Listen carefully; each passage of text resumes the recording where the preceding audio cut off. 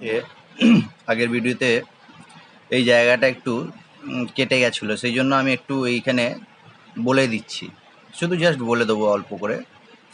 যেমন গ্রামপাল প্রতি লিটার বলতে কি বোঝায়? প্রতি লিটার দ্রবণে যত গ্রাম দ্রবীভূত থাকে সেটাকে বোঝায়। যেমন এক্সাম্পল দিয়েছিলাম 10 গ্রাম পার লিটার NaCl দ্রবণ বলতে কি বোঝায়। এর মানে হলো যে 1 লিটার দ্রবণে 10 গ্রাম বিশুদ্ধ NaCl দ্রবীভূত হয়ে এই দ্রবণটা তৈরি হয়। আর কি ছিল? নর্মালিটি মোলারিটির সঙ্গে গ্রাম প্রতি লিটারের সম্পর্কটা ছিল। আগেও নর্মালিটি সমান লেখা হয়েছে গ্রাম প্রতি লিটার বাই গ্রাম তুল্যাঙ্ক, আর মোলারিটি সমান গ্রাম প্রতি লিটার গ্রাম আণবিক ভর। তাহলে এইখান থেকে খুব সহজেই নর্মালিটির সাথে গ্রাম প্রতি লিটার আর মোলারিটির সাথে গ্রাম প্রতি লিটার নির্ণয় করা যাবে। আচ্ছা, আর একটা কোশ্চেন দিয়েছিলাম 1 লিটার 0.4 নর্মাল H2SO4 এর ক্ষেত্রে H2SO4 এর পরিমাণ কত? তাহলে খুব সহজেই বেরিয়ে যাবে। দেখো নর্মাল কত, এই ফর্মুলাটা দেখো, নর্মাল সমান 0.4 আর গ্রাম প্রতি লিটার চাই, তাহলে তুল্যাঙ্ক গ্রাম তুল্যাঙ্ক দিয়ে গুণ করতে হবে। H2SO4 এর গ্রাম তুল্যাঙ্ক কত? 49, তাহলে সেটা গুণ করে কত হবে? 19.6 গ্রাম H2SO4। তাহলে এরকমভাবে মোলারিটিও যদি দিয়ে দেয় তাহলে মোলারিটি দিয়েও বের করে নিতে পারবো। ধরো 1 লিটার 0.4 নর্মাল না লিখে মোলার H2SO4 দ্রবণ লিখেছে, মোলার যদি H2SO4 লেখে তাহলে এই ফর্মুলাটা ইউজ হবে। মোলারিটি মানে 0.4 আর গ্রাম প্রতি লিটার চাই, তাহলে গ্রাম আণবিক ভর দিয়ে গুণ করতে হবে। তাহলে H2SO4 এর গ্রাম আণবিক ভর হচ্ছে 98, যত হবে সেটাই, তাহলে এরকমভাবে বেরিয়ে যাবে। আচ্ছা, আর কি বাকি ছিল? মোল ভগ্নাংশ। মোল ভগ্নাংশ কাকে বলে আমরা জানি, কেননা দুটো উপাদান দিয়ে একটা দ্রবণ তৈরি হয়েছে, এ একটা উপাদান, বি একটা উপাদান। তাহলে এর N1 মোল নিয়েছি, বি এর N2 মোল নিয়েছি। তাহলে N1 মোল আর N2 মোল নিয়ে একটা দ্রবণ তৈরি করেছি আমি। তাহলে এ পদার্থটার মোল ভগ্নাংশ যদি x1 হয়, তাহলে x1 সমান যার মোল ভগ্নাংশ বের করছি তার মোল সংখ্যা N1 বাই টোটাল মোল সংখ্যা। তাহলে বি এর মোল ভগ্নাংশ কী হবে? x2 হবে। তাহলে x2 সমান বি এর মোল সংখ্যা N2 বাই টোটাল মোল সংখ্যা। এরকমভাবে তাহলে মোল ভগ্নাংশ বেরিয়ে যায়। আর x1 আর x2 কত হবে? x1 প্লাস x2 যদি হয় তাহলে 1 হবে। এরকম করে যদি একাধিক উপাদান থাকে, ধরলাম যে A B C D dot dot করে অনেকগুলো উপাদান আছে, আই পর্যন্ত উপাদান আছে, তাহলে x1 plus x2 plus x3 plus dot dot dot dot করে xi পর্যন্ত কী হবে? 1ই হবে। তাহলে এরকমভাবে যে কোনো যৌগের আমি মোল ভগ্নাংশ, যে কোনো মৌলের আমি মোল ভগ্নাংশ নির্ণয় করতে পারি। আর কয়েকটা কোশ্চেন দিয়েছিলাম, সেই কোশ্চেনগুলো আশা করি ভিডিওতে শুনতে পেয়েছো, দেখতে পাওনি, এখানে আমি দেখিয়ে দিলাম। এটা একবার পুরোনো ভিডিওটা একটু শুনে নিলেই হয়ে যাবে। কোশ্চেন দিয়েছিলাম যে 0.2 নর্মাল H2SO4 আর 0.04 নর্মাল H2SO4 100 ml যদি দ্রবণ থাকে, তাহলে কার গাঢ়ত্ব বা কার স্ট্রেংথ বেশি? আর এখানে একটা সাজাতে দিয়েছিলাম 0.1 মোলার H2SO4, 0.1 মোলার HNO3 আর 0.1 মোলার Na2SO4 হোল 3 তাদের স্ট্রেংথ অনুযায়ী সাজাতে দিয়েছিলাম, সেটা সাজিয়েছো, আশা করি বুঝতে পেরেছো। তাহলে এটা একটু কভার করে দিলাম আগের ভিডিওতে, যেহেতু ভিডিওটা ডিস্টার্ব করেছিল। আজকে আবার নতুন জিনিসটা শুরু করছি। তরলে গ্যাসীয় পদার্থের দ্রাব্যতা, এইটা আজকে পড়ানোর বিষয় আর কি, বা এরপরে যে যে জিনিসগুলো বলবো। তার আগে জেনে যে এই যে দ্রাব্যতা কাকে বলে। তরলে তো গ্যাসীয় পদার্থে দ্রবীভূত হবে এরকম উদাহরণ আমাদের জানা আছে, কিন্তু দ্রাব্যতা কাকে বলে যদি কোশ্চেন করা হয়, দ্রাব্যতা কাকে বলে? কি বলবে? বলে দিই একটু ভালো করে। উষ্ণতাটা স্থির রাখতে হবে, টেম্পারেচার স্থির, আর নির্দিষ্ট পরিমাণ কোনো দ্রাবকে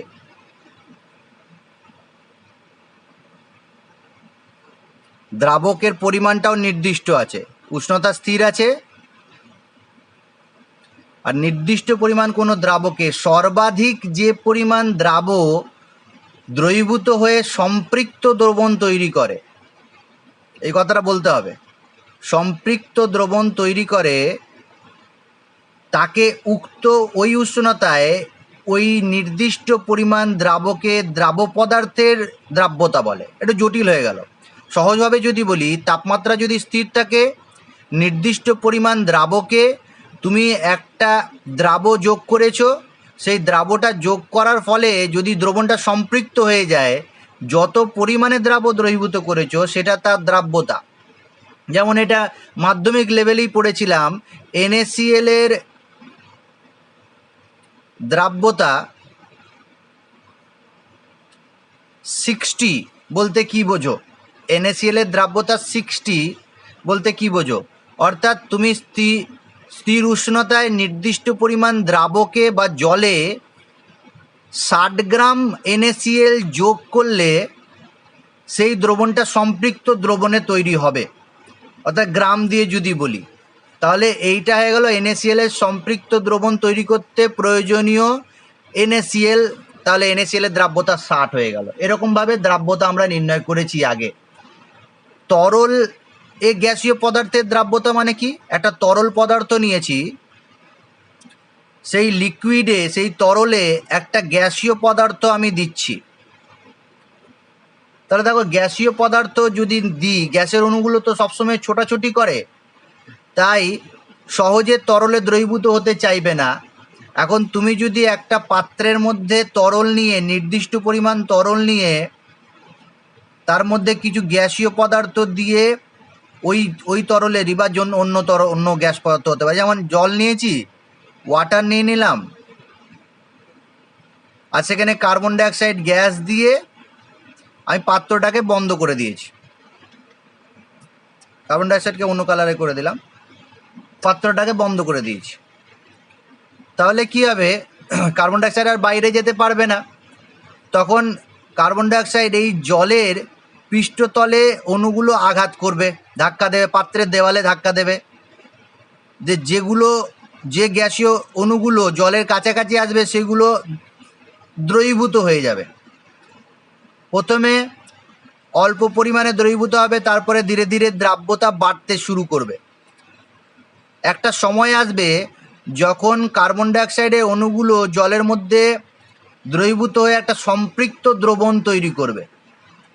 তাহলে যে পরিমাণ CO2 তখন জলে দ্রবীভূত হয়ে থাকবে, সেটা CO2-র দ্রাব্যতা হয়ে যাবে। বুঝতে পারলাম ব্যাপারটা? তাহলে এইভাবে দ্রাব্যতা বলা হয়, বা দুটো প্যারামিটার দিয়েও বলা যায়। তরলে দ্রবীভূত কোনো গ্যাসের দ্রাব্যতাকে সাধারণত দ্রাব্যতা গুণাঙ্ক বা অবশোষণ গুণাঙ্ক দিয়ে বলা যায়।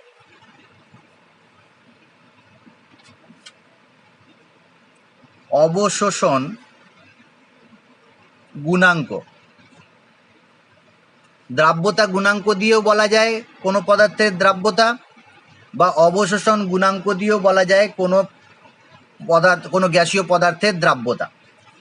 দ্রাব্যতা গুণাঙ্কটা কি? ভেবে নাও, নির্দিষ্ট উষ্ণতা ও চাপে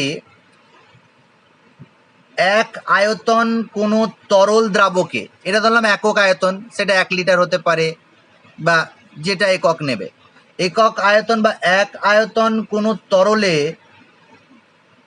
যত আয়তন কোনো গ্যাস দ্রবীভূত হয়ে সম্পৃক্ত দ্রবণ করে। এই কথাটা অবশ্যই লিখতে হবে, সম্পৃক্ত দ্রবণ। সম্পৃক্ত দ্রবণ ব্যাপারটা বলে দিলাম। অর্থাৎ কার্বন ডাইঅক্সাইড বা যে কোনো গ্যাসীয় পদার্থ দ্রবীভূত হতে হতে যখন দ্রবণটা স্যাচুরেটেড হয়ে যাবে, অর্থাৎ আর কোনো গ্যাসের অণু দ্রবীভূত হবার জায়গা থাকবে না, তখন সেই দ্রবণটাকে সম্পৃক্ত দ্রবণ বলে।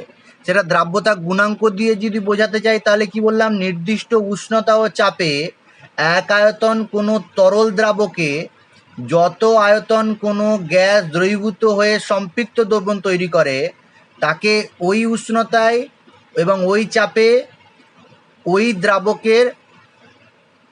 ওই গ্যাসের দ্রাব্যতা গুণাঙ্ক বলে।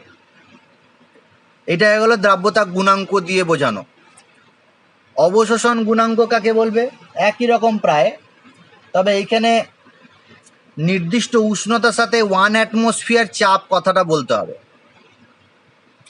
1 অ্যাটমসফিয়ার চাপে, এখানে হচ্ছে পরীক্ষাকালীন উষ্ণতা, পরীক্ষাকালীন চাপ।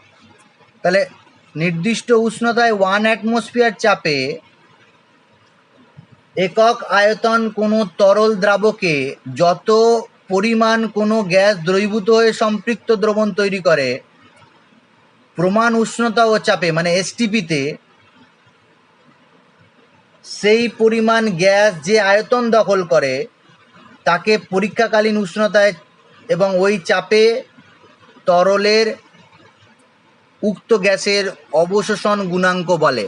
একটু পড়ে নিলেই বুঝতে পেরে যায় ব্যাপারটা। তাহলে এই দুটোভাবে কোনো গ্যাসের তরলের দ্রাব্যতাকে বোঝানো হয়। জাস্ট এটা রিডিং পড়ে নিলে ব্যাপারটা হয়ে যাবে। যে জায়গাগুলো ভালো করে মুখস্থ করতে হবে বা ভালো করে বুঝে মনে রাখতে হবে সেই জায়গাগুলো বলে দেবো আমি। এটা জাস্ট এই জায়গাটা, এই পোর্শনটা একটু রিডিং পড়ে নেবে, যে দ্রাব্যতা কাকে বলে বা দ্রাব্যতা গুণাঙ্ক বা অবশোষণ গুণাঙ্ক কাকে বলে, রিডিং পড়ে নিলেই হয়।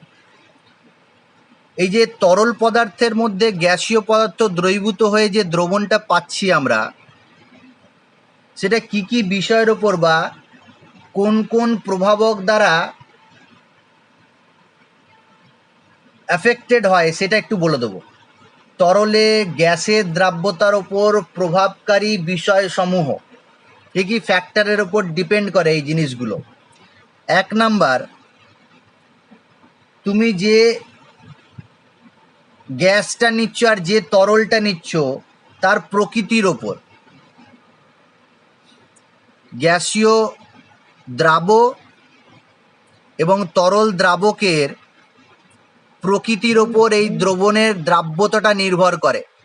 দ্রাব্যতাটা এই দ্রাবের দ্রাব্যতাটা নির্ভর করে কীরকমভাবে? যেমন কিছু কিছু গ্যাস আছে যারা সহজে তরলে পরিণত হয় না, সহজে তরলে পরিণত হয় না।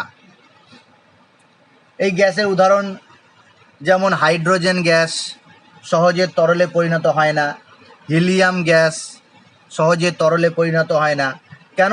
এদের আন্তঃআণবিক আকর্ষণ বল খুব কম থাকে। এই অণুগুলোর মধ্যে আন্তঃআণবিক আকর্ষণ বল খুব কম থাকার জন্য এই গ্যাসগুলো সহজে তরলে পরিণত হয় না। এখন এই গ্যাসগুলোকে যদি তুমি কোনো তরল বা জলে দ্রবীভূত করতে চাও, বিশেষ করে জলে, তাহলে কি সহজে জলে দ্রবীভূত হবে?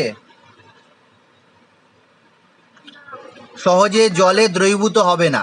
অর্থাৎ যে সকল গ্যাসকে সহজে তরলে পরিণত করা যায় না তাদের দ্রাব্যতা কম বা সহজে দ্রবীভূত হতে চায় না তারা।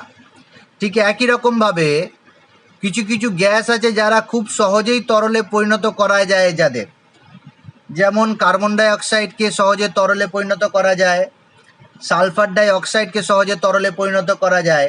কারণ কি? এদের অণুগুলোর মধ্যে আকর্ষণ বল বা আন্তঃআণবিক আকর্ষণ বল এদের তুলনায় বেশি, তাই এদেরকে সহজে তরলে পরিণত করা যায়।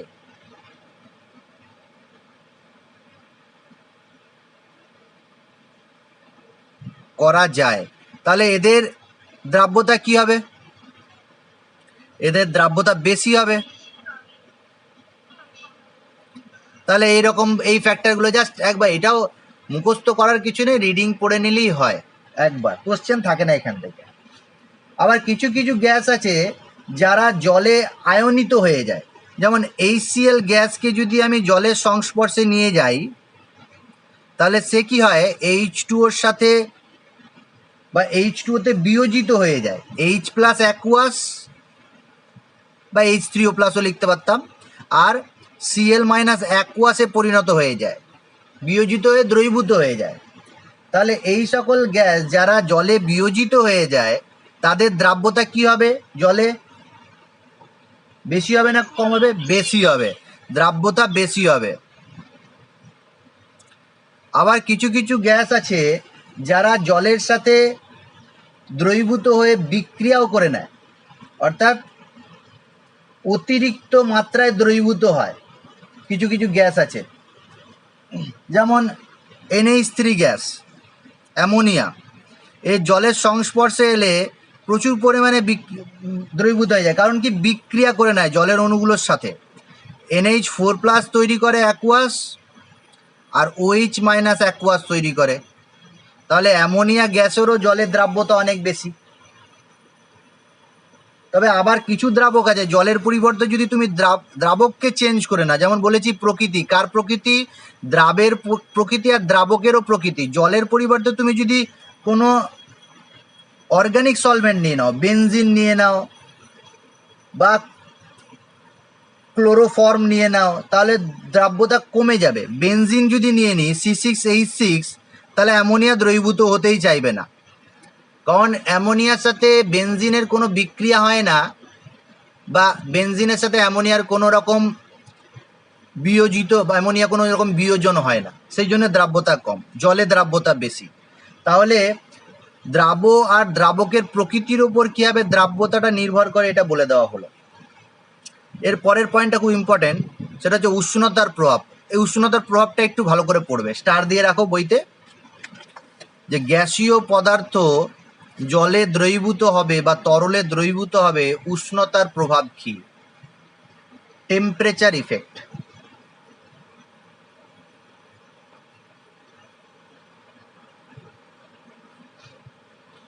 তোমাদের কমন সেন্স যদি ব্যবহার করো, তাহলে একটা তরল পদার্থ আছে,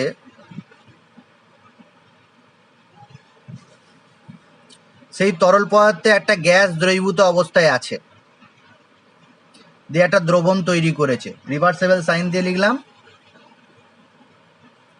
দ্রবীভূত গ্যাসের সম্পৃক্ত দ্রবণ। এখন কমন সেন্স যদি ব্যবহার করি, বলি উষ্ণতা যদি বাড়িয়ে দাও, তাহলে দ্রাব্যতা কি হবে? এই গ্যাসের যে দ্রবীভূত হয়ে আছে বাড়বে না কমবে? কমে যাবে, কমে যাবে।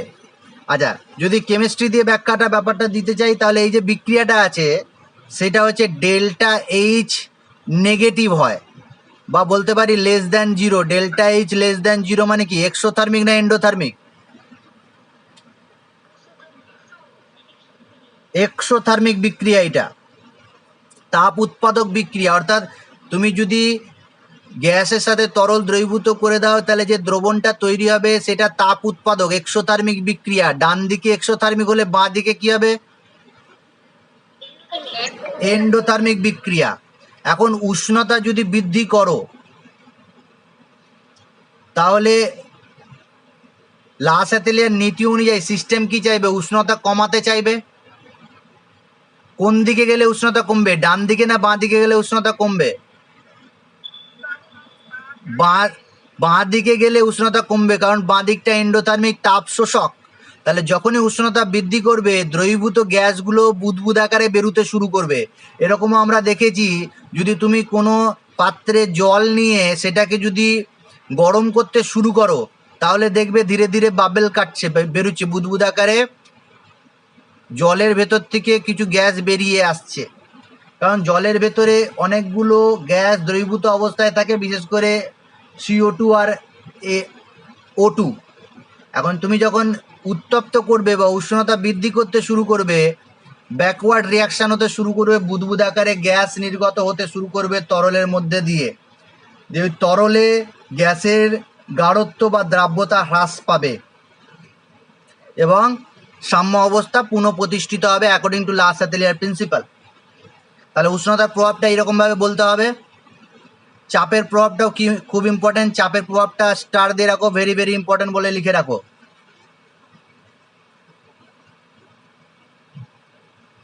চাপের প্রভাব, এটাও দেখো কমন সেন্স দিয়ে যদি বলি, তাহলেই বলতে পারবে যে একটা সিলিন্ডার আছে, সেই সিলিন্ডারে আমি কিছু তরল পদার্থ রেখে দিয়েছি, আর সেখানে কিছু গ্যাসীয় পদার্থ রাখা হয়েছে, আর এইখানে একটা পিস্টন দেওয়া আছে, ভেবে নাও। সেই পিস্টনটাকে উপরে নিচে আমি নিয়ে যেতে পারি। এখন এই তরল পদার্থে কিছু গ্যাসীয় পদার্থ বা গ্যাসের অণু একটা নির্দিষ্ট চাপে, আমি ধরলাম P1 চাপে দ্রবীভূত অবস্থায় আছে।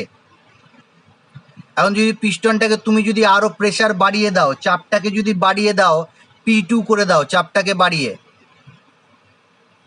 তাহলে ওই যে গ্যাসগুলো, গ্যাসের অণুগুলো দ্রবীভূত ছিল তরলের, দ্রাব্যতা বেড়ে যাবে না কমে যাবে? চাপটা যেহেতু বেশি দিয়েছি আমি, P2 চাপ দিয়েছি, যেটা P2 গ্রেটার দেন P1, তাহলে গ্যাসের অণুগুলো আরও বেশি দ্রবীভূত হবে, আরও বেশি পরিমাণে গ্যাসের অণুগুলো দ্রবীভূত হবে তরল পদার্থে, কারণ চাপ বাড়লে দ্রাব্যতা বৃদ্ধি পায়। এই কথাটা মনে রাখবে। এই সংক্রান্ত হেনরি বলে একজন সায়েন্টিস্ট একটা সূত্র দেন, যেটা হেনরির সূত্র বলে পরিচিত। এই হেনরির সূত্রটা 11এই মনে হয় পড়েছো কোথাও না কোথাও, বা আগেও পড়েছো। বিজ্ঞানী উইলিয়াম হেনরি কি সূত্র দেয়? সূত্রটা মুখস্থ রাখবে অবশ্যই। ইংলিশ মিডিয়ামে বেশি দেয়, তবে বাংলা মিডিয়ামে প্রশ্ন দিতেই পারে। স্থির উষ্ণতায় কোনো তরল দ্রাবকে গ্যাসের দ্রাব্যতা দ্রবণের সঙ্গে সাম্য অবস্থায় থাকা উক্ত গ্যাসের চাপের সমানুপাতিক। অর্থাৎ যদি পি হয় চাপ, এইটা দিয়েই বোঝাই। কেননা এইখানে জলের অণুগুলোর সাথে বা তরলের অণুগুলোর সাথে গ্যাসীয় পদার্থের অণুগুলো একটা সাম্য অবস্থায় আছে। সাম্য অবস্থায় মানে যে জল থেকে বা তরল থেকে গ্যাসের অণুতে পরিণত হওয়া এবং গ্যাসের অণু থেকে তরলে পরিণত হওয়া, অর্থাৎ বাষ্পীয় ভবন আর ঘনীভবন একই হারে হচ্ছে, তাহলে সেটাকে সাম্য অবস্থায় আছে বলা যেতে পারে। ব্যাকওয়ার্ড রিয়াকশান আর ফরওয়ার্ড রিয়াকশান যদি সমান রেটে হয়, তাহলে সেটা সাম্য অবস্থায় পৌঁছে গেছে। এবার সেই সাম্য অবস্থায় থাকাকালীন নির্দিষ্ট উষ্ণতায় পি হচ্ছে চাপ আর এক্স হচ্ছে ওই গ্যাসের দ্রবীভূত হওয়া অণুর পরিমাণ। তাহলে হেনরির সূত্র অনুযায়ী কী হয়? পি সমানুপাতিক এক্স, অর্থাৎ চাপ যত বাড়াবে, চাপ যত বৃদ্ধি করবে, দ্রবীভূত গ্যাসের অণুর পরিমাণ তত বাড়বে। এই এক্সটাকে মোল ভগ্নাংশেও নেওয়া হয় অনেক সময়।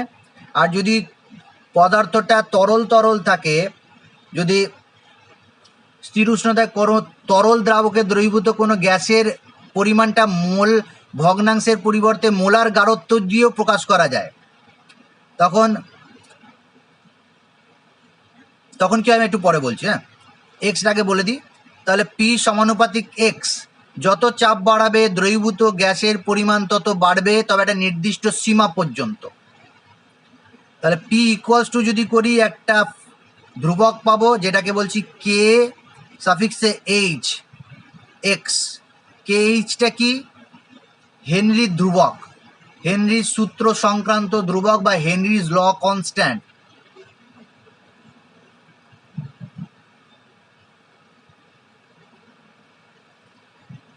তাহলে পি যদি সেই চাপটা হয় আর এক্স যদি দ্রবীভূত গ্যাসের পরিমাণ হয় মোল ভগ্নাংশে, তাহলে পি সমানুপাতিক এক্স, পি সমান H K H into x. এই ফর্মুলাটাই মুখস্থ রাখে। বইতে দুটো ফর্মুলা দেওয়া আছে, এক্স সমানুপাতিক পি।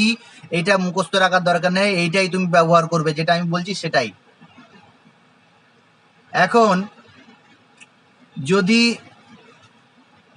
এই গ্যাসের যে দ্রবীভূত হচ্ছে গ্যাসের পরিমাণটা মোলার গাঢ়ত্ব দিয়ে যদি প্রকাশ করা হয়, এটা যদি মোল ভগ্নাংশ হয়, তাহলে এই ফর্মুলা।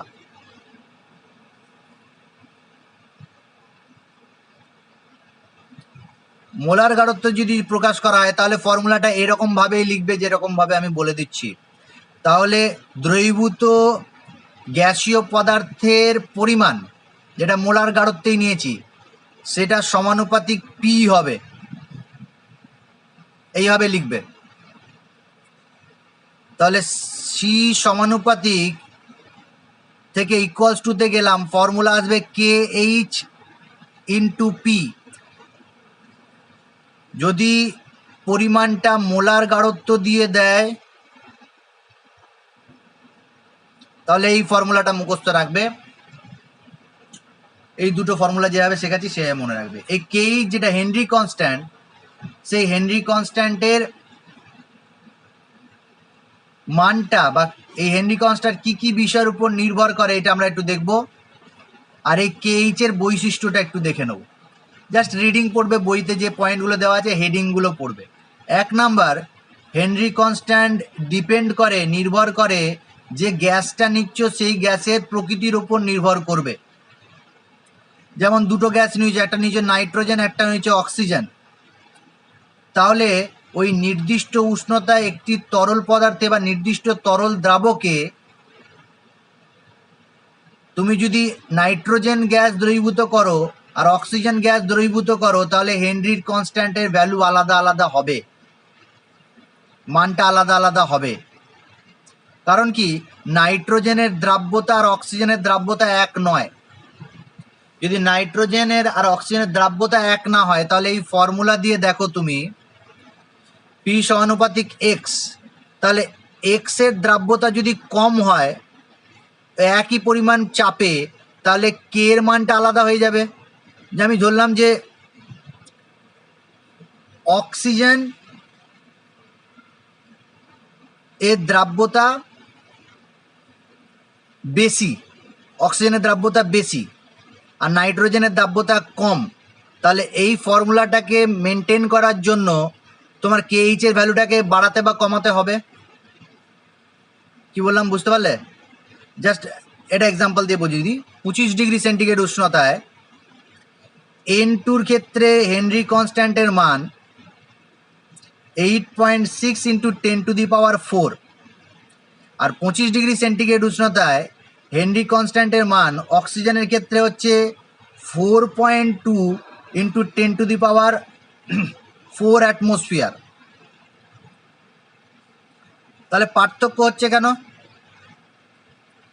এই ফর্মুলাটাকে যদি আমাকে ঠিক রাখতে হয় তাহলে দুটোর ক্ষেত্রে পি সমান,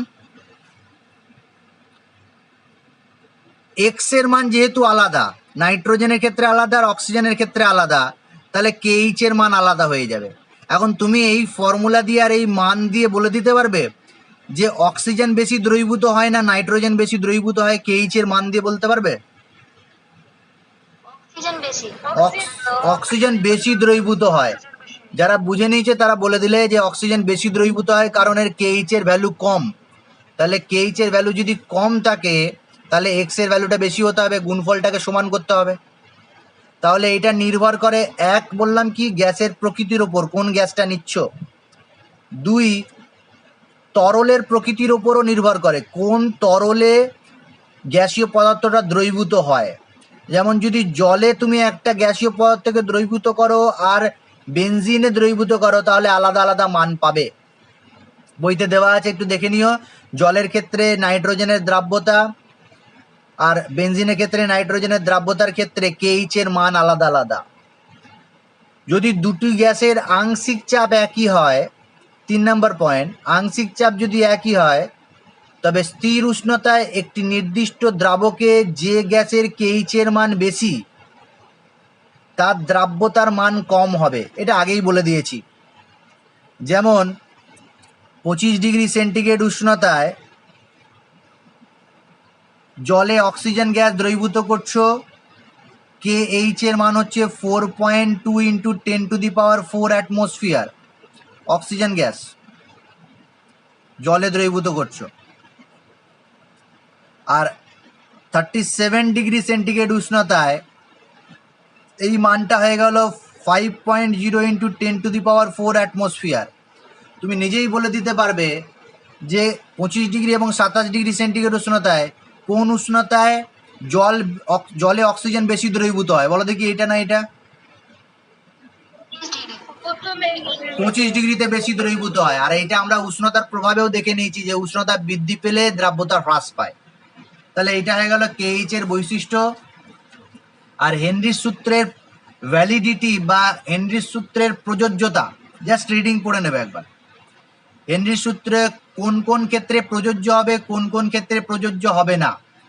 যেমন যদি কোনো গ্যাস অধিক মাত্রায় দ্রবীভূত হয়, যেমন অ্যামোনিয়া গ্যাস অধিক মাত্রায় দ্রবীভূত হয়ে যায় জলে, তাহলে এক্ষেত্রে হেনরির সূত্র খাটবে না। পি সমানুপাতিক এক্স এর যে ব্যাপারটা আছে, যেহেতু প্রেসার ছাড়াই প্রচুর পরিমাণে দ্রবীভূত হয়ে যায়, প্রেসারের সাথে সেই রকমভাবে সমানুপাতিক ব্যাপারটা হবে না। আবার যে সকল গ্যাস বিয়োজিত হয়ে যায়, যেমন HCl গ্যাস বিয়োজিত হয়ে যায় বা যে গ্যাসগুলো জলে বিয়োজিত হয়ে যায়, তরলে বিয়োজিত হয়ে যায়, তাদের ক্ষেত্রে হেনরির সূত্র প্রযোজ্যতা নেই।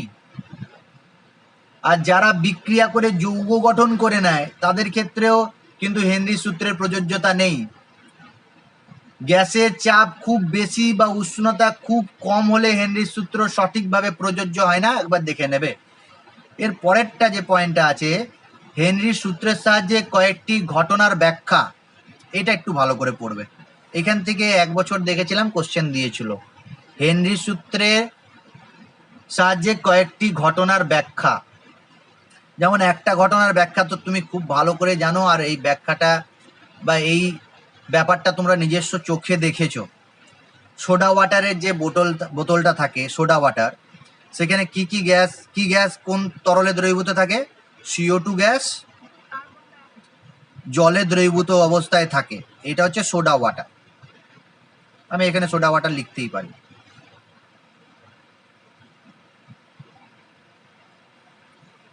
এখন তুমি জানো যে একটা নির্দিষ্ট চাপে CO2 গ্যাসটা জলে দ্রবীভূত হয়ে থাকে, তাহলে চাপ প্রয়োগ করে দ্রবীভূত করে রেখেছে। এখন তুমি যদি সোডা ওয়াটারের বোতলটাকে খুলে দাও, ঢাকনাটা খুলে দাও, তাহলে কি হবে? চাপ মুক্ত হয়ে যাবে। চাপ যদি মুক্ত হয়, দ্রাব্যতা কি হয়ে যাবে? CO2 কমে যাবে, দ্রাব্যতা হ্রাস পেয়ে যাবে। তাহলে দেখো P সমানুপাতিক X, এই ফর্মুলাটা খাটছে তো। বেশি চাপ দেওয়া ছিল, বেশি গ্যাস দ্রবীভূত হয়েছিল। যখনই চাপ মুক্ত হলো, গ্যাসটা CO2 গ্যাসটা বুদবুদ আকারে বেরোতে শুরু করলো। এখন একটা প্রশ্ন যদি ছোট ছেলেদের প্রশ্ন দিয়ে দেয় যে সোডা ওয়াটারের বোতলটা খুললে বুদবুদ আকারে কোন গ্যাস বেরোয় এবং কেন বেরোয়, এটা কোন সূত্রের ব্যাখ্যা থেকে আমরা বলতে পারি, এটা নিজে থেকেই বলে দিতে পারবে।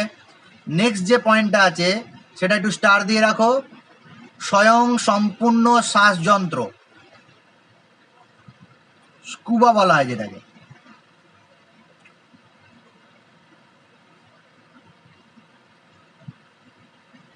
স্বয়ং সম্পূর্ণ শ্বাসযন্ত্র, স্কুবা। দেখবে যারা জলের নিচে আর কি যায়, সমুদ্রের জলের নিচে ডুবুরি যাদের বলা হয়, তারা নিজের পিঠে একটা সিলিন্ডার নিয়ে রাখে, গ্যাসের সিলিন্ডার। সেই গ্যাসের সিলিন্ডারে কোন গ্যাস থাকে কেউ জানো? অক্সিজেন। অক্সিজেন, একজন বললো অক্সিজেন আর helium. Oxygen nitrogen, oxygen helium. বলে দিই, দুজনাই ঠিকই বলেছ। আগে আগে নাইট্রোজেন গ্যাস বা বায়ু নেওয়া হতো, নাইট্রোজেন গ্যাস আগে নেওয়া হতো সিলিন্ডারে, ওই পিঠে যেটা নেওয়া হয় নাইট্রোজেন গ্যাস।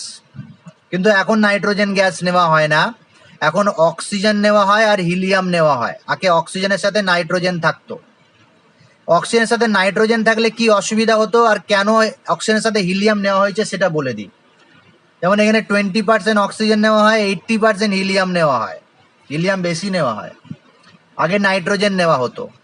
আচ্ছা, যখন তুমি সমুদ্রের নিচে যাবে তখন প্রেশার অনেক বেশি থাকবে, সমুদ্রের নিচে প্রেশার অনেক বেশি থাকে, চাপ অনেক বেশি থাকে। যখন নিচে যাবে তখন এই যে অক্সিজেন গ্যাসের সাথে নাইট্রোজেন গ্যাসও আমাদের রক্তে প্রচুর বেশি পরিমাণে প্রবেশ করতে শুরু করবে, আমাদের শরীরে বেশি পরিমাণে। অর্থাৎ সিলিন্ডারে একটা চাপ তো আছেই, আবার নিচে আরও বেশি চাপ, তাহলে বেশি চাপে অক্সিজেন এবং নাইট্রোজেন বেশি পরিমাণে দ্রবীভূত হবে।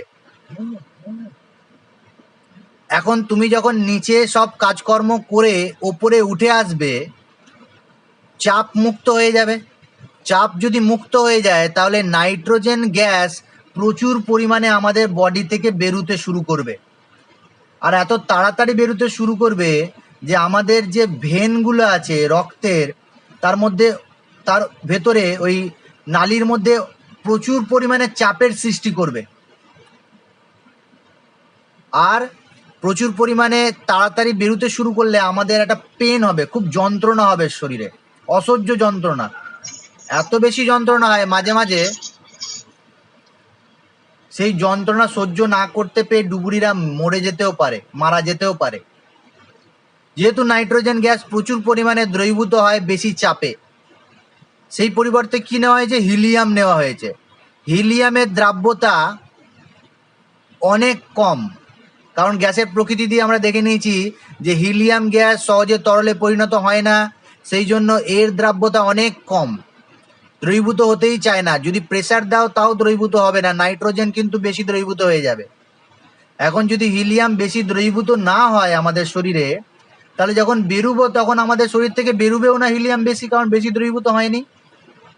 তাহলে এইভাবে আর কি আমরা অক্সিজেন নাইট্রোজেনের পরিবর্তে অক্সিজেন হিলিয়াম নিলাম।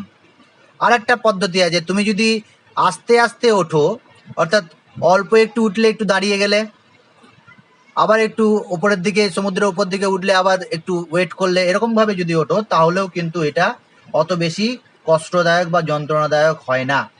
তাহলে এইটা অবশ্যই মনে রাখতে পারবে তোমরা, যে আগে কেন অক্সিজেন নাইট্রোজেন নেওয়া হতো, এখন হিলিয়াম আর অক্সিজেন নেওয়া হয় কেন, এই পার্সেন্টেজে। কোশ্চেনটা ইম্পর্টেন্ট কোশ্চেন। এরকমভাবে যারা পর্বতের ওপরে চাপে, পর্বতারোহী, উপরের দিকে, পর্বতের দিকে, নিচের দিকে ঠিক আছে, পর্বতমালার নিচের দিকে ঠিক আছে, অক্সিজেনের সাপ্লাই ভালো আছে, অক্সিজেন আমাদের শরীরে খুব ভালোভাবে প্রবেশ করে। কিন্তু যদি ওপরের দিকে যাও, উচ্চতার বৃদ্ধির সাথে সাথে বায়ুতে অক্সিজেনের পরিমাণ বা অক্সিজেনের চাপ কমতে থাকে।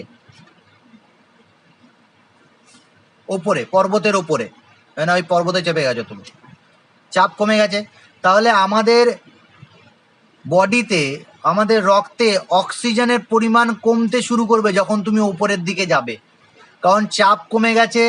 আমাদের শরীরে নর্মাল প্রেসারে যে পরিমাণ অক্সিজেন দ্রবীভূত হতো রক্তে, সেই দ্রাব্যতা কমে গেছে।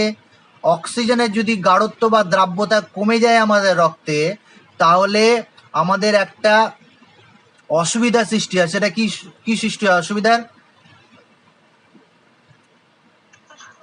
শ্বাসকষ্ট হয়। এটা কিন্তু এখন যে কারণে শ্বাসকষ্ট হচ্ছে সেই কারণের জন্য নয়, অক্সিজেনের অভাব আমাদের শরীরে দেখা যায়, আর তার ফলে আমাদের শ্বাসকষ্ট হয়। আর ব্রেনে যদি অক্সিজেন কম পৌঁছায় তাহলে আমরা সুস্পষ্ট চিন্তা করার ক্ষমতা হারিয়ে যাব, আমাদের দুর্বলতা বা আমাদের দুর্বল বোধ হবে, এই জিনিসগুলো দেখা যাবে। এটা একটু রিডিং করে নেবে।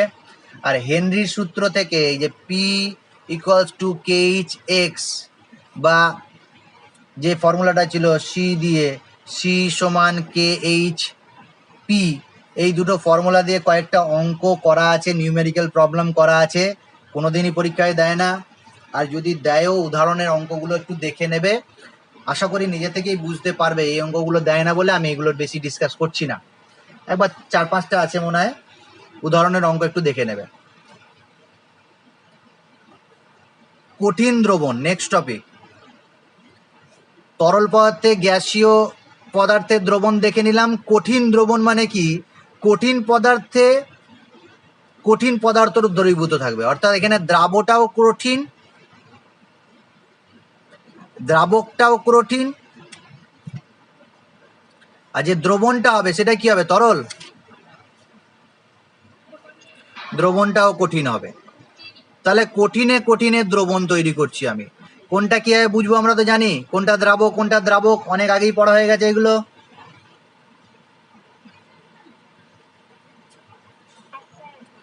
তাহলে আমি একটা উদাহরণ দিচ্ছি, কঠিন আর কঠিনের দ্রবণ। পিতল,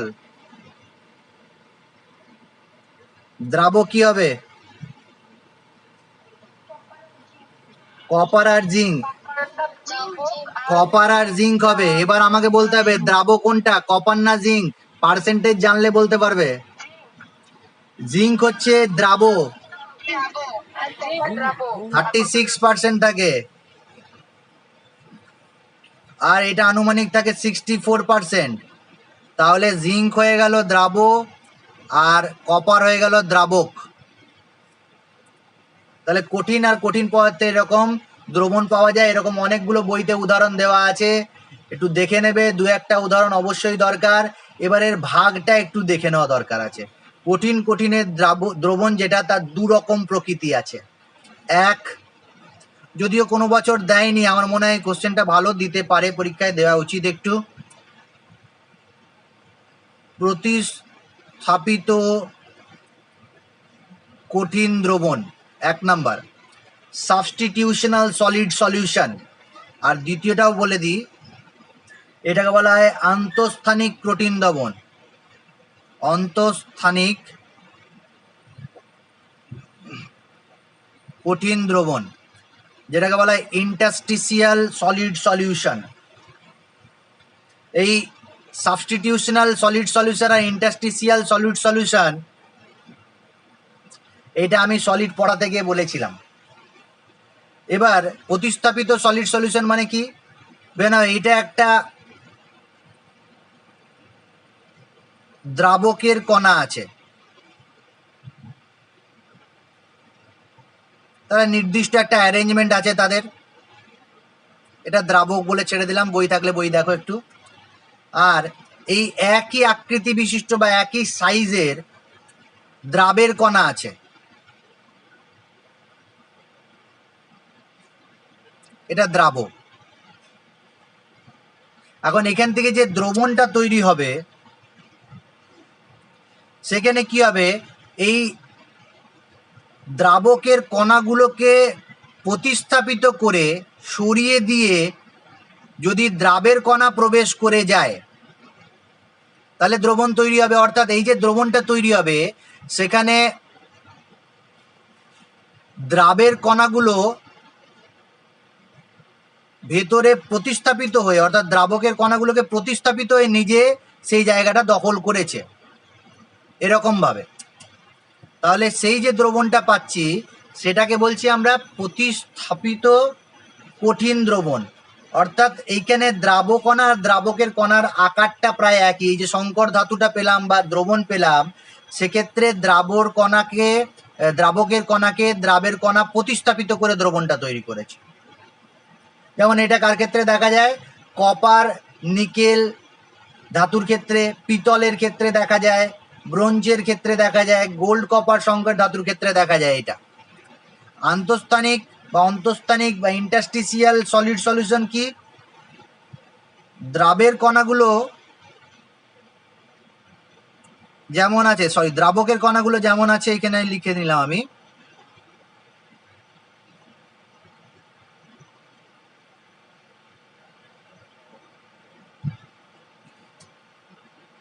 দ্রাবের কণাগুলো প্রতিস্থাপিত হয় না, এগুলো ছোট ছোট থাকে, ইন্টারস্টিসিয়াল সাইটে প্রবেশ করে যায়, দিয়ে দ্রবণ তৈরি করে। এই ধরনের সলিউশনকে কি বলবো আমরা, বা কঠিন দ্রবণকে কি বলবো আমরা, ইন্টারস্টিসিয়াল সলিড সলিউশন। এটা দেখা যায় টাংস্টেন কার্বাইডের ক্ষেত্রে দেখা যায়, আয়রন কার্বন ধাতু সংকরে, স্টিলে দেখা যায়। তাহলে এই দুটো সংজ্ঞা আর উদাহরণটা খুব ইম্পর্টেন্ট, উদাহরণ দুটো দেখে নেবে। বুঝতে পেরেছি ব্যাপারটা?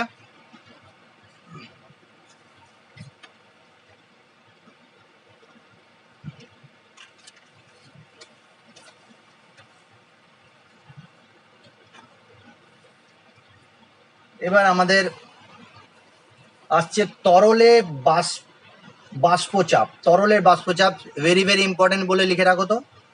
তরলের বাষ্পচাপ কি, পরীক্ষায় কোশ্চেন দেয়। তরলের বাষ্পচাপ বা বাষ্পচাপ কি, কেউ তোমাদের মধ্যে বলবে তরলের বাষ্পচাপ কি?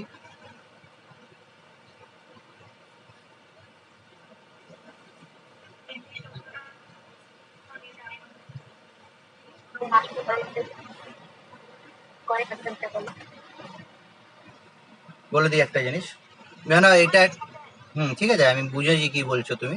এটা না একটা পাত্র আছে, সেই পাত্রের নির্দিষ্ট পরিমাণে জল নিয়েছি বা তরল পদার্থ নিয়েছি। এবার দেখো এই নির্দিষ্ট পরিমাণ তরল পদার্থর উপরিতল থেকে তরলের অণুগুলো বাষ্পের অণুতে পরিণত হয়, তাই তো? এই তরলের অণুগুলো উপরে যদি আমি ঢাকনা দিয়ে দিই, এই ঘটনাটা তুমি প্রায় দেখতে পারবে তোমাদের বাড়িতে। যদি বোতল থাকে আর সেই বোতলে যদি তুমি জলটা অল্প একটু খেয়ে নিয়ে ছেড়ে দাও, তাহলে ওই জলের বাষ্পগুলো বোতলের ওপরে বা বোতলের গায়ে জমে যায়, ঢাকনাটা যদি বন্ধ থাকে। তাহলে এই নির্দিষ্ট পরিমাণ তরল পদার্থ যদি আমি নিয়ে নিই, ঢাকনা যদি বন্ধ থাকে ওপরে, তাহলে তরলের উপরিতল থেকে তরলের অণুগুলো বাষ্পে পরিণত হতে শুরু করে। আচ্ছা, বাষ্পে পরিণত হতে শুরু করে, আর এই যে উপরে বাষ্পের অণুগুলো জমা হয় সেগুলো বাইরে বেরিয়ে যেতে পারে না, তরলের উপরিতলেই থাকে, এখন কিছু পরিমাণে এই বাষ্পের অণুগুলো তরলেও পরিণত হতে শুরু করে, তরলের গায়ে আসে, দিয়ে বা ঘনীভবন হয়, অর্থাৎ বাষ্পের অণুগুলো ঘনীভূত হয় আর তরলের অণুগুলো বাষ্পীভূত হয়। প্রথম দিকে কোন রেটটা বেশি হবে তোমার কি মনে হচ্ছে? বাষ্পীভবন বেশি হবে না ঘনীভবন বেশি হবে? বাষ্পীভবন বেশি হবে ঘনীভবনের তুলনায়, কিন্তু একটা নির্দিষ্ট সময়ের পরে যে হারে বাষ্পীভবন হয় ঠিক একই হারে ঘনীভবন হতে শুরু করে। বোঝাবার জন্য এখানে আমি 5টা দিয়েছি, তাহলে এখানেও 5টা দিয়ে দিলাম। তাহলে ঘনীভবন আর বাষ্পীভবন যদি সমান হারে হয়, তাহলে সেই অবস্থায় সাম্য অবস্থা তৈরি হয়েছে বা সাম্য অবস্থা রচিত হয়েছে। এই সাম্য অবস্থা বা এই অবস্থাটাকে বলা হয় সম্পৃক্ত অবস্থা।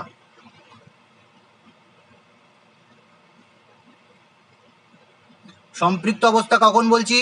যখন বাষ্পীভবন আর ঘনীভবনের রেটটা সমান হয়ে গেছে। এই অবস্থায় নির্দিষ্ট উষ্ণতায় কোনো তরলের তার বাষ্পের সঙ্গে যদি সাম্য অবস্থায় থাকে, অর্থাৎ সম্পৃক্ত অবস্থায় যদি থাকে, সেই অবস্থাতে বাষ্প দ্বারা গ্যাসীয় পদার্থ দ্বারা তরলের ওপরের যে চাপ সৃষ্টি হয় তাকে বলা হয় বাষ্পচাপ বা ভেপার প্রেসার। বুঝতে পারলাম ব্যাপারটা? তাহলে সম্পৃক্ত অবস্থায় কথাটা অবশ্যই তুমি বলবে, নির্দিষ্ট উষ্ণতা কথাটা অবশ্যই বলবে। এখন এই বাষ্পচাপ কি কি বিষয়ের উপর নির্ভর করে আমি তোমাকে একটা উদাহরণ দিয়ে বলছি।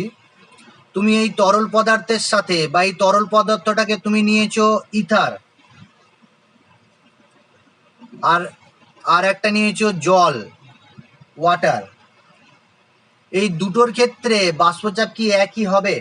অর্থাৎ একটা পাত্রে তুমি ইথার রেখেছো আর তার বাষ্প, আর একটা পাত্রে জল রেখেছো আর তার বাষ্প, দুটোর ক্ষেত্রে কি বাষ্পচাপের পরিমাণটা একই হবে? আর যদি এখানে আরেকটা নিয়ে নিই, ইথাইল অ্যালকোহল নিয়ে নিই,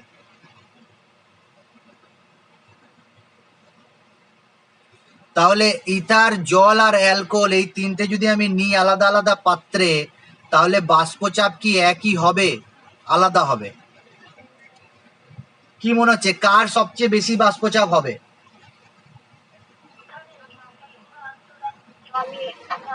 জলের। একজন বললো জলের, একজন বললো ইথারের। জলের সবচেয়ে কম হবে। সীমা বলছো নাকি? সীমা, জলের সবচেয়ে কম হবে।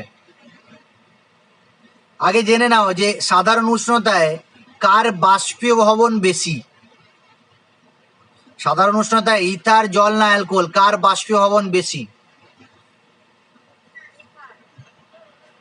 যে অণুগুলোর আন্তঃআণবিক আকর্ষণ বল কম। ইথার, জল আর অ্যালকোহলের মধ্যে জল হাইড্রোজেন বন্ধন করে,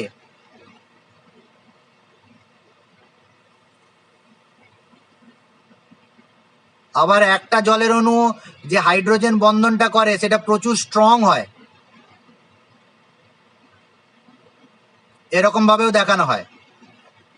একটা জলের অণু তিনটের সাথে হাইড্রোজেন বন্ডিং করেছে, এরকম ভাবে পুরো ছড়িয়ে থাকে। অ্যালকোহলের অণুগুলো কি করে, এটা না একটা অ্যালকোহলের সাধারণ সংকেত।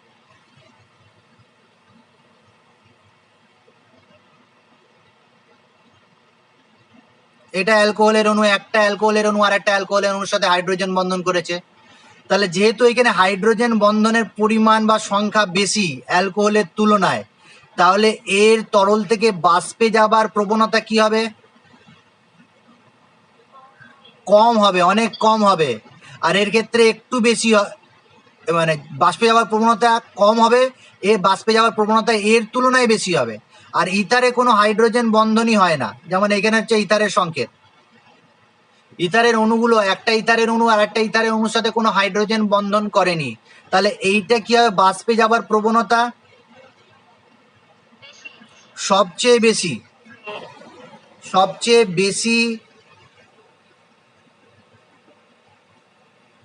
বাষ্পে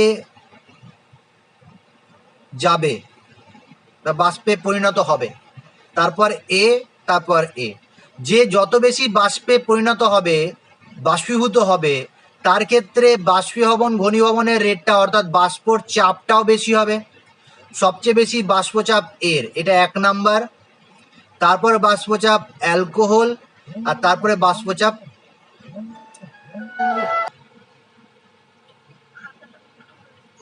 উল্টে গেছে, বলো দাঁড়াও দেখছি।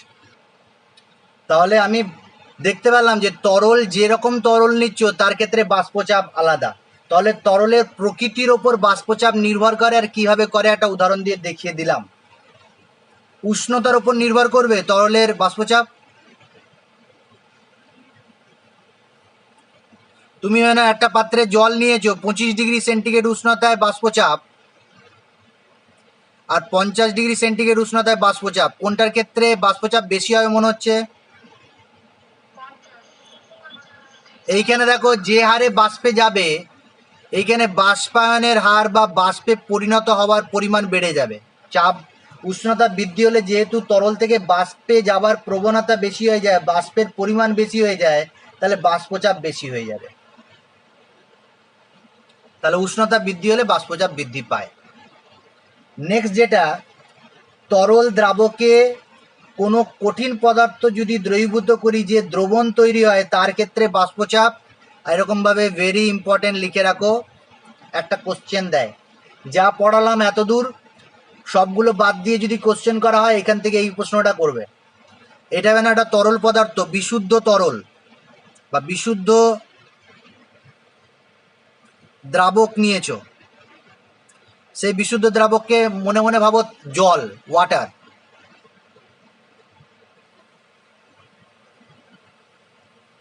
তাহলে এই বিশুদ্ধ জলের একটা বাষ্পচাপ আছে,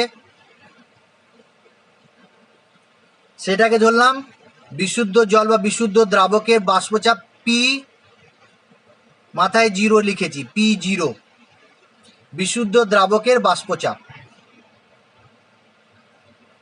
কিভাবে হয় আমি বুঝতেই পারছি, যে জলের যে অণুগুলো থাকে তার উপরিতল থেকে বাষ্পায়ন হয়, বাষ্পায়ন হওয়ার পর এখানে বাষ্প নিচের দিকে ঘনীভূত হয়, দিয়ে নিজের চাপ, যে চাপ দেয় সেটা বাষ্পচাপ। এখন এইখানে আমি কি করলাম, একটা দ্রাব যোগ করলাম। সেই দ্রাবটার প্রকৃতি কি? কঠিন,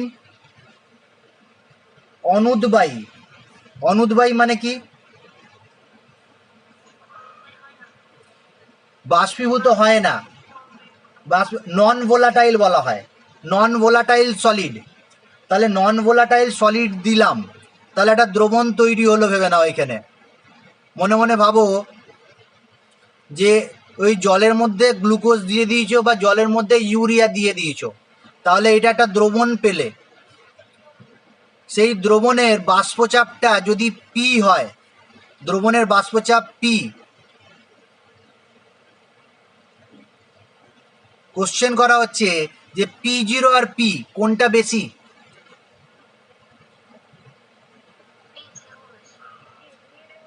P0 বেশি। সবাই কি একমত? বিশুদ্ধ দ্রাবকের বাষ্পচাপ দ্রবণের বাষ্পচাপ অপেক্ষায় বেশি। বা আমি বলতে পারি দ্রবণের বাষ্পচাপ কমে গেছে, P0 গ্রেটার দ্যান পি, বা বলতে পারি পি লেস দ্যান P0। এখন তোমাকে প্রশ্ন করা হবে যে কোনো বিশুদ্ধ দ্রাবকে বা বিশুদ্ধ তরলে কোনো অনুদ্বায়ী কঠিন দ্রাবক যোগ করলে বাষ্পচাপ হ্রাস পায় কেন?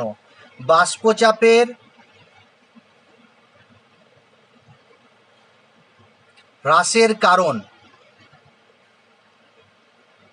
এটা কিন্তু জিজ্ঞাসা করবে পরীক্ষায়, খুব ইম্পর্টেন্ট। যতগুলো পড়িয়েছি এখন পর্যন্ত, এখান থেকে একটা কোশ্চেন আসবে যদি আসে। কি মনে হচ্ছে কেন বাষ্পচাপ কমে যাবে? কমে যাবে, এটা ঠিকই বলেছ। দেখো এইখানে যদি বিশুদ্ধ তরল নিই, তাহলে উপরিতলে শুধু দ্রাবকের কণাই আছে, কিন্তু যদি কঠিন অনুদ্বায়ী তরলে কঠিন অনুদ্বায়ী দ্রাব যোগ করে দিই, তাহলে এই উপরিতলে কিছু দ্রাবের কণাও চলে আসবে। আসবে তো, কম সংখ্যক আসবে কিন্তু আসবে। আর এই দ্রাবের কণাগুলো কি উদ্বায়ী না অনুদ্বায়ী? অর্থাৎ লালের যে লাল কণাগুলো যেটা দেখিয়েছি সেই লাল কণাগুলো কিন্তু বাষ্পে যাবে না। তাহলে আগে যে হারে বাষ্পায়ন হচ্ছিল, বাষ্পীভবন হচ্ছিল, এক্ষেত্রে কি বাষ্পীভবনের হার কি হবে? বাষ্পায়নের হার কমে যাবে, হ্রাস পাবে। যদি বাষ্পায়নের হার কমে যায় তাহলে বাষ্পচাপ কি হয়ে যাবে?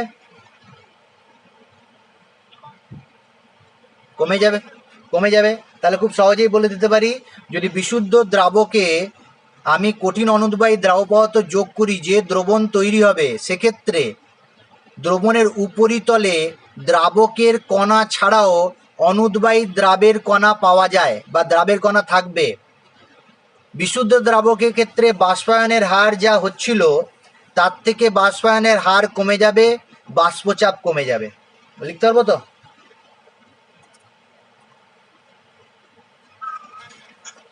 এবার আসছি দ্রবণের বাষ্পচাপ সংক্রান্ত সূত্র। দ্রবণের বাষ্পচাপ সংক্রান্ত রাউল্ট সূত্র দিয়েছে, রাউল্টের সূত্র, দ্রবণের বাষ্পচাপ সম্পর্কিত রাউল্টের সূত্র খুব ইম্পর্টেন্ট একটা সূত্র, পরীক্ষায় থাকে। এতক্ষণ যা বলছিলাম আর কি সেগুলোর থেকে এই জিনিসগুলোই বেশি ইম্পর্টেন্ট। দ্রবণের এই জায়গাগুলো থেকেই কোশ্চেন আসবে। আরও যদি বিশেষ কোশ্চেন কোথা থেকে আসে বলতে চাইলে তোমাদের এর পরে আছে, দেখবে নেক্সট দিন পড়াবো, যেটা কলিগেটিভ প্রপার্টি। সবগুলো ছেড়ে দিয়ে শুধু কলিগেটিভ প্রপার্টি পড়লেই ফাইনাল পরীক্ষায় কোশ্চেন পেয়ে যাবে। দ্রবণের বাষ্পচাপ সংক্রান্ত রাউল্টের সূত্র, দুরকম সূত্র আছে দ্রবণের বাষ্পচাপ সংক্রান্ত রাউল্টের সূত্র। এক নম্বর যে সূত্রটা আছে, এখন তুমি একটা দ্রাবক নিয়েছো, সেই দ্রাবকে যে দ্রাবটা দিয়েছো সেই দ্রাবের প্রকৃতিটা হচ্ছে কঠিন আর অনুদ্বায়ী। এই সংক্রান্ত একটা দ্রবণের যে দ্রবণ তৈরি হয় তার সূত্র আছে, অর্থাৎ বিশুদ্ধ দ্রাবক বা তরল দ্রাবক, সেই তরল দ্রাবকে কঠিন অনুদ্বায়ী দ্রাব যোগ করেছো, সেই সংক্রান্ত রাউল্টের সূত্র। আর দু নম্বর যেটা আছে, দ্রাবক প্লাস দ্রাব, এটাও তরল এটাও তরল, এটাও উদ্বায়ী এটাও উদ্বায়ী, দুজনাই উদ্বায়ী। তাহলে সেই যে দ্রবণটা পাচ্ছ সেই দ্রবণ সংক্রান্ত রাউল্টের সূত্র। তাহলে দুটো সূত্র বুঝতে পারলাম কি কি। এক, দ্রাবক পদার্থটা হচ্ছে কঠিন অনুদ্বায়ী, আর একটা হচ্ছে দ্রাব পদার্থটা তরল আর উদ্বায়ী।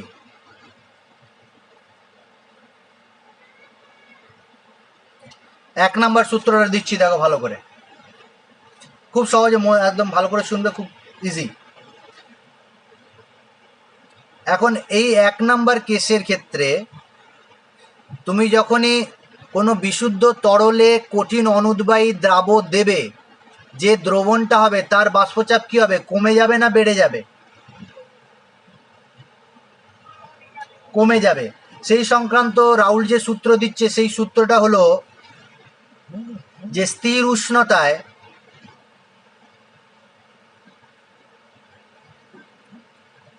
কোনো অনুদ্বায়ী কঠিন দ্রবণের যে বাষ্পচাপ হয়, অর্থাৎ আমি যদি সহজভাবে বলি, কোনো তরল বা বিশুদ্ধ তরলে কঠিন অনুদ্বায়ী দ্রাব যোগ করলে দ্রবণের বাষ্পচাপ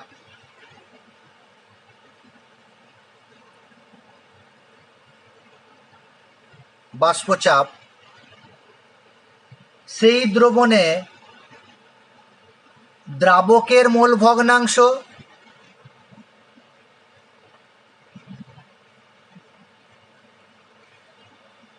ভগ্নাংশ ইন্টু বিশুদ্ধ দ্রাবকের বাষ্পচাপের গুণফল। কি বললাম? যদি দ্রবণের বাষ্পচাপ পি হয়, তাহলে সেই পিটা কার সাথে সমান হবে? দ্রাবকের মোল ভগ্নাংশ। ধরলাম যে দ্রাবকটা হচ্ছে এ, দ্রাব হচ্ছে বি, তাহলে এক্স এ ইন্টু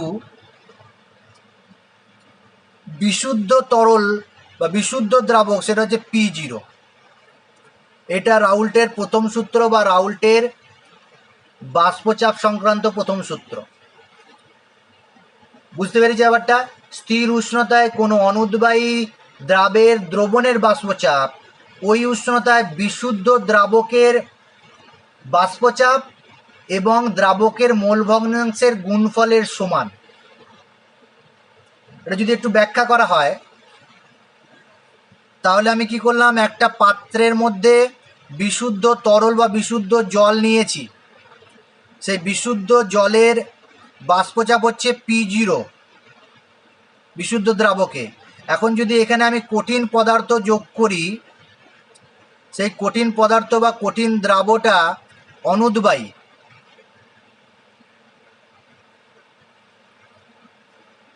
অনুদ্বায়ী, ভুল বলে দিলাম, এরকম হবে না, দ্রবীভূত করেছি।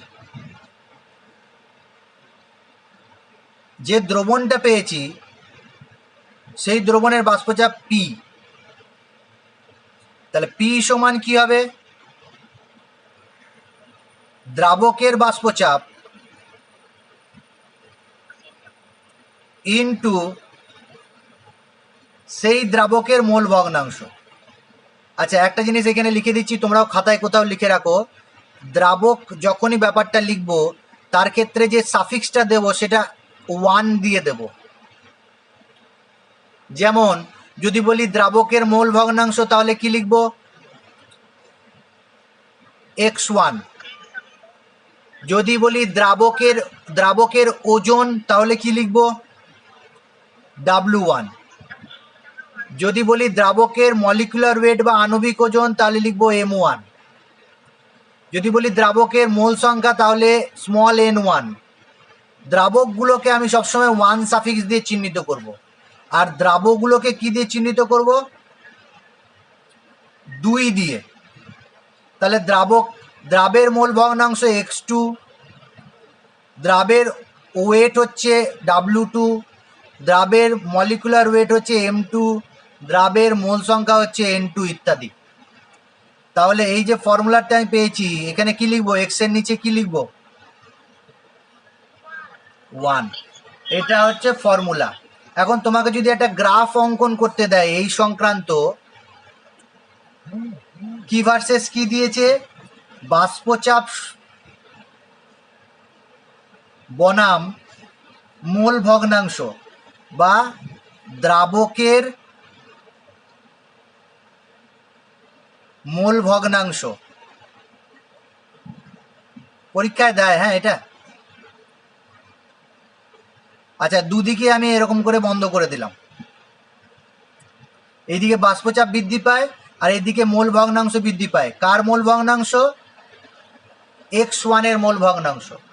তাহলে এই পয়েন্টে x1 যদি 0 হয়, x1 0 মানে কে আছে এখানে, কোনো তরলই নেই, কোনো তরল নেই, এখানে আছে এটা। আচ্ছা, যদি আমি জলের পরিমাণ বাড়াতে থাকি, অর্থাৎ x1 এর পরিমাণ যদি মোল ভগ্নাংশ বাড়তে থাকে, বাষ্পচাপ বাড়তে থাকবে, এই জায়গায় গিয়ে ম্যাক্সিমাম হয়ে যাবে। এই জায়গায় যে বাষ্পচাপটা, সেখানে x1 এর মান হচ্ছে 1। এর মানেটা বলো দেখি, x1 1 সমান কি, শুধু তরলটা আছে, শুধু বিশুদ্ধ তরলটা, বিশুদ্ধ দ্রাবকটা আছে, তাহলে এই বাষ্পচাপটাকে কি লিখতে পারি আমি, P0। Very good. বা বলতে পারি P10 বলতে পারি, আমি P0 লিখেছি, কেউ যদি P10 লেখো একই ব্যাপার। তাহলে P0 দিয়ে বোঝাতে চাইছি যে বিশুদ্ধ দ্রাবকের বাষ্পচাপ যখন x1 সমান 1 হয়। এখন ব্যাপারটাকে এরকম ভাবে ভাবো, x1 যদি 1 হয় তাহলে x2 কত, x2 হচ্ছে 0। ভেরি গুড, x2 0, অর্থাৎ এখানে কোনো দ্রাব যোগ করনি।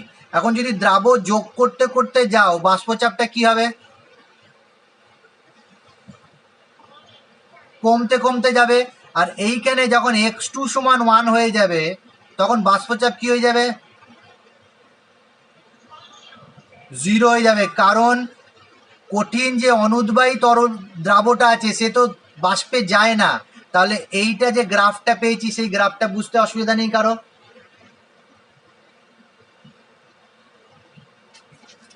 থাকার কথা নয়।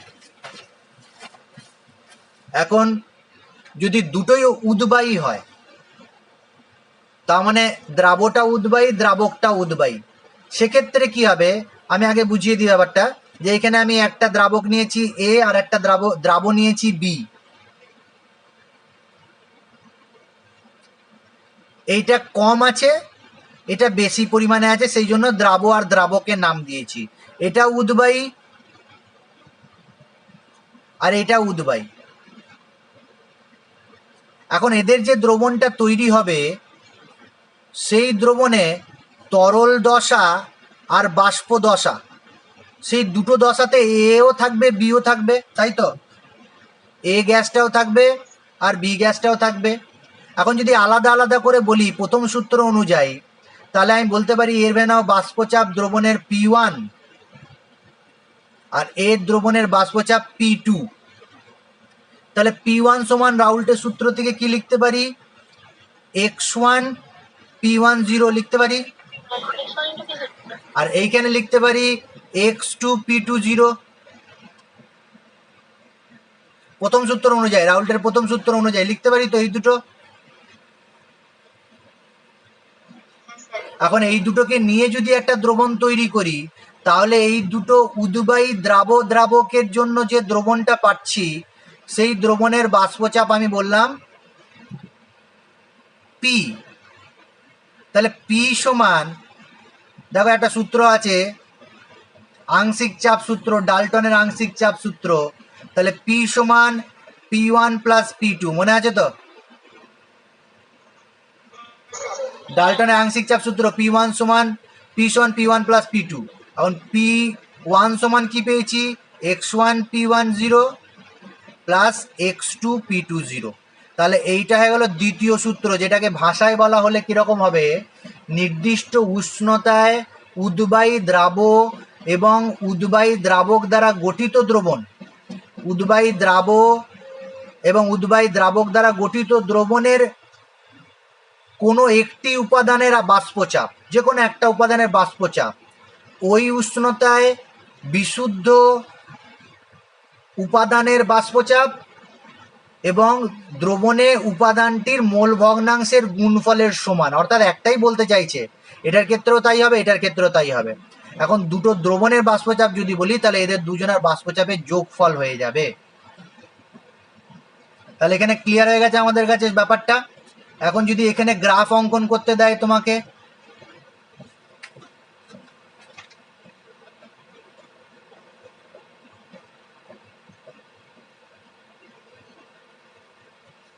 প্রথমে এইটা আর এইটা দিয়ে বলি। এখানে বাষ্পচাপ লিখেছি আর এখানে মোল ভগ্নাংশ বলে শুধু লিখে দিলাম।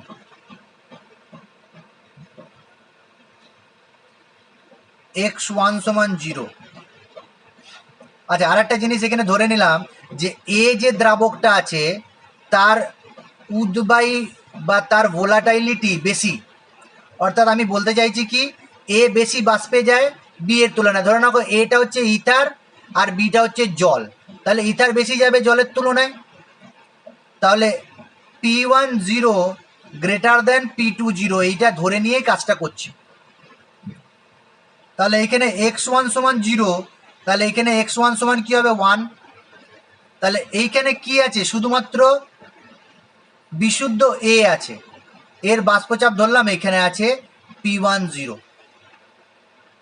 এখন এখানে যদি তুমি তোমাকে জিজ্ঞাসা করা x2 সমান কি হবে? 0 হবে। অর্থাৎ এটা আছে বি নেই। এখন যদি বি যোগ করতে করতে যাও, তাহলে বাষ্পচাপটা কি হবে? ডটেড লাইন দিয়ে দেখাচ্ছি, কি হবে? কমতে কমতে আসবে। এখানে x2 সমান 1 হয়ে যাবে। এই x2 সমান 1 যদি হয়, তাহলে বাষ্পচাপটা কি হবে? এইখানে না আমি লিখলাম এটা P20, X21, তার মানে যে বাষ্পচাপটা হবে সেটা P20। এখন এখানে যদি X2টা কমতে কমতে যায়, 0 হয়ে যায়, তাহলে বাষ্পচাপটা কমতে কমতে কোথায় যাবে? এই যে ডটেড লাইন দুটো দেখিয়েছি, এই গ্রাফটা আর এই ইকুয়েশনের জন্য গ্রাফটা, এইটা কিন্তু অ্যাকচুয়াল গ্রাফ নয়। আমাদের যে গ্রাফটা তৈরি করা হচ্ছে দ্রবণের বাষ্পচাপ আর মোল ভগ্নাংশ, সেটা P20 আর P1 এর মধ্যে হবে। এইটা হচ্ছে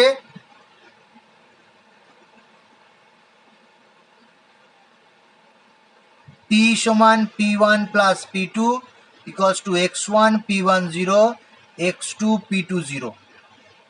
এটা কেউ যদি বুঝতে না পারো তাহলে আমি বলে দিচ্ছি, দেখো এখন এই যে সমীকরণটা পেয়েছি, P সমান X1 P10 X2 P20, এই সমীকরণে মানগুলো বসিয়ে দেখে নিই। P সমান X1 P10 plus X2 P20, X1 equals to যদি আমি 0 বসিয়ে দিই আর X2 সমান 1 বসিয়ে দিই, তাহলে কি হবে? P সমান হয়ে যাবে 0 into P10 plus 1 into P20। তাহলে P সমান কি হয়ে গেল?